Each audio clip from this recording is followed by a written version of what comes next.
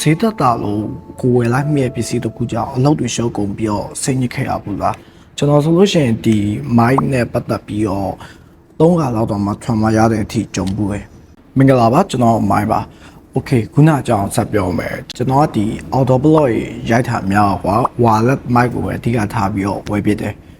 ဒီပထမတစ်ခါ mic ဝယ်တော့အတွေ့အကြုံပြောပြမယ်ပထမဆုံး mic ဝယ်တော့အဲ့လိုဈေးသက်တာထည့်ရပဲကျွန်တော်ဝယ်မိတယ်ဘာဖြစ်လဲဆိုတော့ app mic ကလောအတန် quality ကကောင်းမနေဘူးဘယ်လိုပြောမလဲကိုပီကိုရိုက်ပြီးလို့ရှိရင်အတန်မကောင်းလို့ထပ်ပြီးရိုက်ရတော့အလုပ်အရန်ရှုပ်တယ်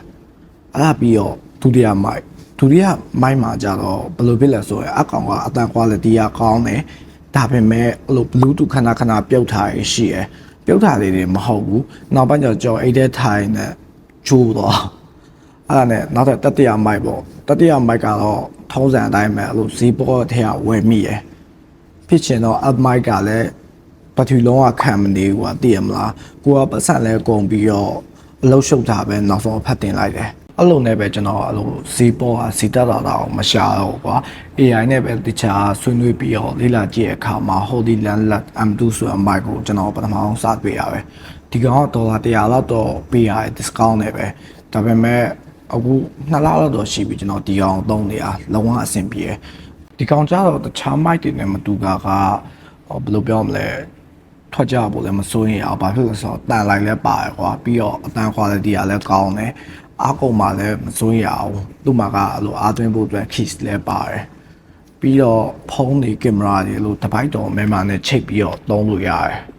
ဈေးကြတော့ကျွန်တော်တို့ဖုန်းနဲ့ချိတ်ဖို့အတွက် USB Type C လို့ဟာမျိုးဆိုလို့ရှိရင်တော့ဈေးက$120လောက်ပဲရှိရယ်ဒါပေမဲ့အဲ့လိုကင်မရာနဲ့ချိတ်တဲ့ဟာတော့$140 160 130အဲ့လိုအစားတော့ရှိရယ်ကွာကျွန်တော်ဝယ်ဟာတော့$100လောက်နဲ့တော့ရခဲ့ရပေါ့အခုဒီမှာကျွန်တော်က mic review ပေးနေရမှာမဟုတ်ပါဘူးအဓိကကျွန်တော်ပြောချင်တာကတရုတ်တည်းရဲ့စီးပွားရေး mindset တစ်ခုဖြစ်တဲ့ဘာပဲဝယ်ကောင်းဝယ်ကြာသုံးဆိုတဲ့အကြောင်းပြောချင်တာပါအဲ့လိုဈေးကြီးရဲ့ပစ္စည်းကိုဝယ်ခိုင်းတာလည်းမဟုတ်ဘူးဒါပေမဲ့ဈေးပေါ်ရဲ့ပစ္စည်းကိုလည်းခဏလဲပြီးတော့အဲ့လိုစိတ်ညစ်ခံနေမှာအစားကွာကိုဝယ်မဲ့ပစ္စည်းရဲ့ quality ကိုကိုယ်တိုင်စစ်ဆေးပြီးတော့အသုံးပြုတာကကိုလုံနေမဲ့အလုပ်တွေပို့ပြီးတော့ focus ရစေရယ်ကိုစိတ်ချမ်းသာမှုပို့ပြီးရစေရယ်အဲ့ဒါကိုပြောချင်တာတကယ်တော့ပစ္စည်းကောင်းတစ်ခုဆိုတာကကျွန်တော်တို့ကိုပတ်စံကုန်စီတာပဲမဟုတ်ဘဲနဲ့ကျွန်တော်တို့ရဲ့အချိန်နဲ့စိတ်ပီစီမှုကိုတတ်တာစေရလို့ပဲပြောချင်တယ်ပြီးတော့အခုကြည့်နေတဲ့တွေ့တဲ့မှာလည်းကျွန်တော်လိုမျိုးလို့ဈေးသက်တာရဲ့ဈေးပေါ်ရဲ့ပစ္စည်းဝယ်ပြီးလို့ခုကြည့်နေတဲ့သူတန်းမှာလည်းကျွန်တော်လိုမျိုးဈေးသက်တာရဲ့ဈေးပေါ်ရဲ့ပစ္စည်းဝယ်မိလို့နှောင်သားရရဲ့အဖြစ်မျိုးရှိလားရှင်းနေကိုမှမှာပြောခဲ့ပါအောင်ဒီဗီဒီယိုဒီကြည့်ပြီးသွားရင်တော့တခုရမယ်လို့လည်းကျွန်တော်မျှော်လင့်ပါတယ်ကျွန်တော်ရဲ့ channel မှာ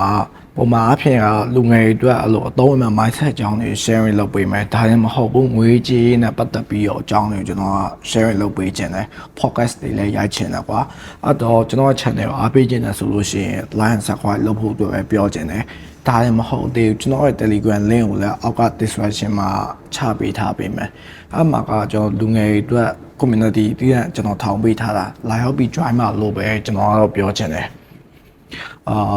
ပြီးတော့နောက်ဆုံးမှာကျင်တာကခုစစ်ပေးပါတကယ်လို့ line စကွိုင်းမလုပ်ရသေးဆိုရင်လည်းလုပ်ပေးပါလို့ပဲပြောချင်ပါတယ်အားလုံးပဲနောက်ဗီဒီယိုမှာပြန်တွေ့ကြအောင်